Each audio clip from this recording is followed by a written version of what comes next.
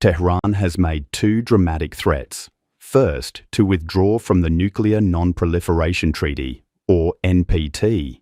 Second, to close the narrow Strait of Hormuz, a global oil choke point carrying up to 20% of the world's petroleum. The NPT, established in 1970, bars non-nuclear states from developing atomic weapons.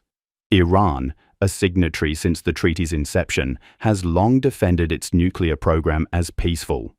Now, Iranian lawmakers are proposing withdrawal, arguing the treaty failed to protect the country from external attacks. However, most experts view this as political theater. Even if Iran's parliament passes the bill, it would need approval from powerful religious authorities, including the supreme leader.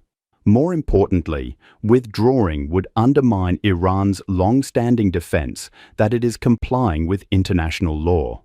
For decades, Tehran has cited religious decrees banning nuclear weapons as evidence of its peaceful intentions.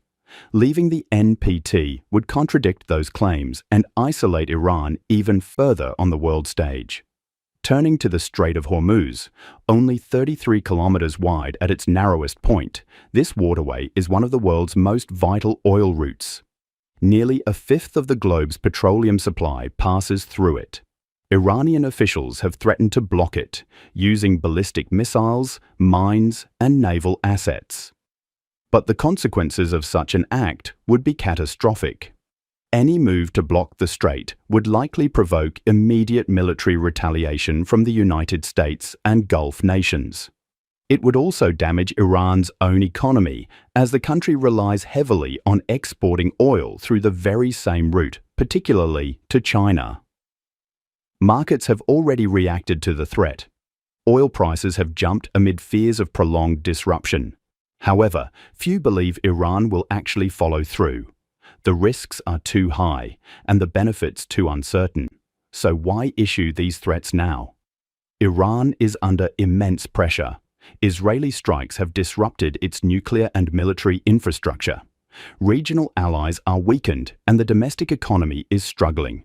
These threats may be an attempt to project strength and deter further attacks, while also rallying domestic support. But behind the fiery rhetoric lies a stark reality.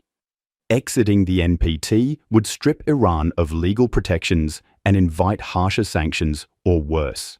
Closing the Strait of Hormuz would spark a regional war, harming Iran as much as its adversaries. In the end, these threats may be more about leverage than actual policy shifts. Still, the situation remains volatile. The international community is watching closely. One misstep could tip this fragile standoff into a full-scale conflict. As Iran and Israel test each other's red lines, the world braces for what comes next. Will diplomacy prevail, or are we witnessing the early stages of a broader Middle East war?